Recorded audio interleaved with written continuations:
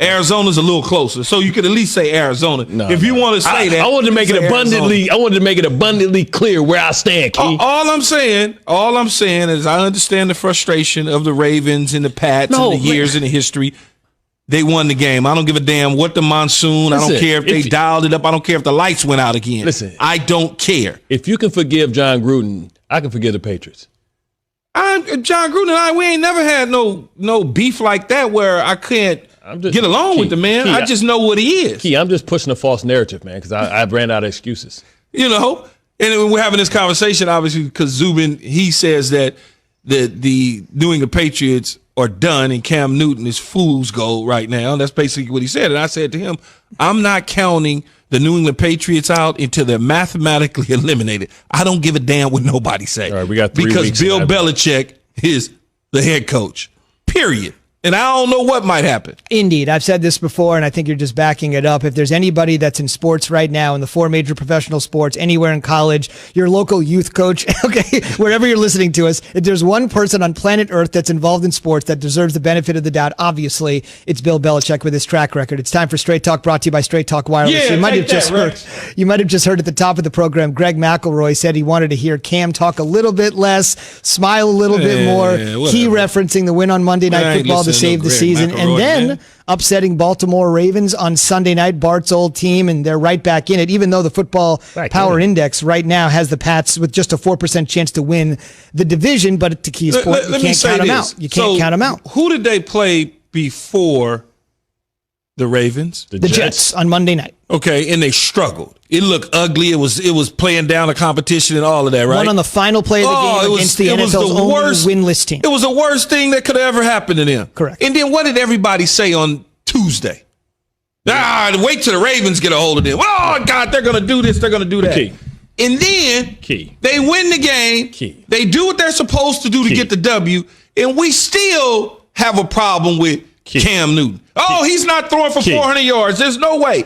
So damn what? They got the W. Key Laquacious Johnson. No, that's wrong. That is, we all know. Don't look at Wikipedia. Is Bart calling someone loquacious? Is Bart calling somebody loquacious? Well, listen. I learned one college word a week, man. And that was next. No, we all understand that game against the Ravens was really. You know, we've all been in those games where the elements can kind of be the equalizer. And listen, they did a tremendous job understanding that Calais Campbell was out and they ran the ball and they did what they had to do to win. They won in convincing fashion. And Bill Belichick did what Bill Belichick does. He took advantage right here of situational football, out scheming. This is schemed up. This is all coached up. You know what I mean? And you tip your hat to him. But we know if this was on a regular. I don't know. All I know is what I saw when they won. I don't know nothing else, Bart. No, I got you. But what I'm saying is, like, you know, that was the equalizer. The fact that the elements, you know, when you know there's certain things that you can't do with the elements, it's the equalizer if a team is so much superiorly better than the other one. So let me ask you this question though, because you play defense, and you know. Have the Ravens ever been able to throw the football? Rain, snow, sleet, sunshine, anything? I think they can throw it better if they don't have the elements, guys, in the ball stepping. But listen, those are bad weather games. Those are the equalizers because mistakes happen. So what you're supposed to do then is you're supposed to put a game plan together based on the week of the weather. You're looking at the chart like we've always done. Yeah. First, one of the things that we do, we go and we look to see what the weather is like. But the team that's living in those elements have the advantage because they know more about what the weather's going to be about and using. Man, ain't no difference between the weather in Baltimore and the weather in New England. What? Man, it's the same thing. Rain, snow, cold. No. Oh, look at did you see how Zubin looked at you? Like, man, one's below the Mason-Dixon line. Rain, snow, cold. No, it's the same damn thing. It ain't coming from California coming east. It's I'll say it a million times. Baltimore's below the Mason-Dixon line. As I would say a million times. For me. Okay. D.C., Baltimore, New Jersey, New York, Boston, Maine, New England, Connecticut, hell no.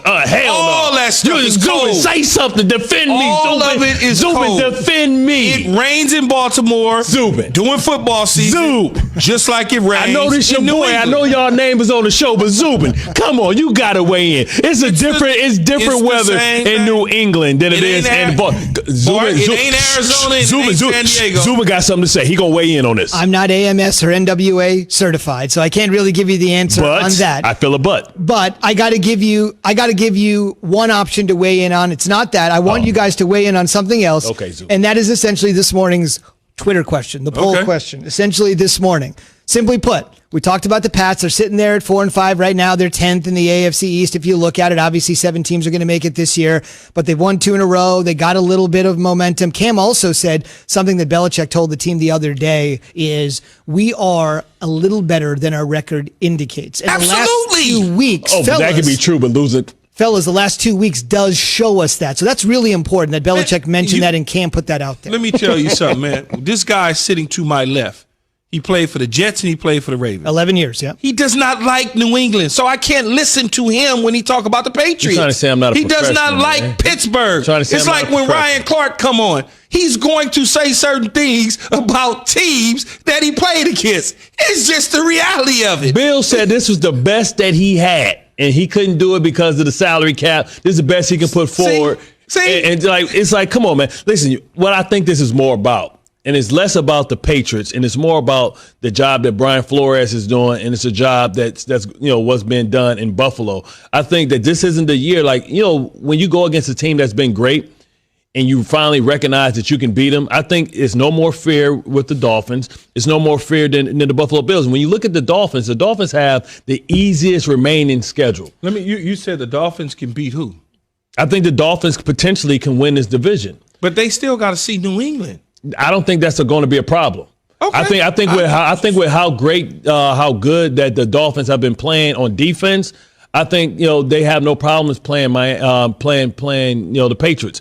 So I think that they should be a legitimate threat to win the division because they got the easiest schedule. And yes, what makes their schedule the easiest schedule remaining in football is the fact that they're playing the Pats that's 4-5. And they're playing a team that don't have the weapons. They don't have the ammunition to get it done. So they got to fool you with smoke and mirrors, with the trick plays and things like that. But it doesn't matter. I understand that. But listen, we saw last year when we all thought that the Patriots were going to beat the Tennessee Titans. When you go against somebody that knows all your Jedi mind tricks, Bill, I think that's the equalizer. You saw Vrabel out Belichick Bill last year with jumping off sides. They already played Miami and beat them once. I got that, but that was the first game of the season. This team is a different football team. Okay. This team is believing, and I think they're inspired and energized by their young quarterback. And they're playing tremendous on defense, and I think Brian Flores has them believing. And we've seen him do this and turn his team around in short order. In 2 years, he's made this team from a pretender to a contender. Okay, I'm gonna listen to the Raven and the Jet against the New England Patriots. Listen, you don't think I hate the Dolphins too?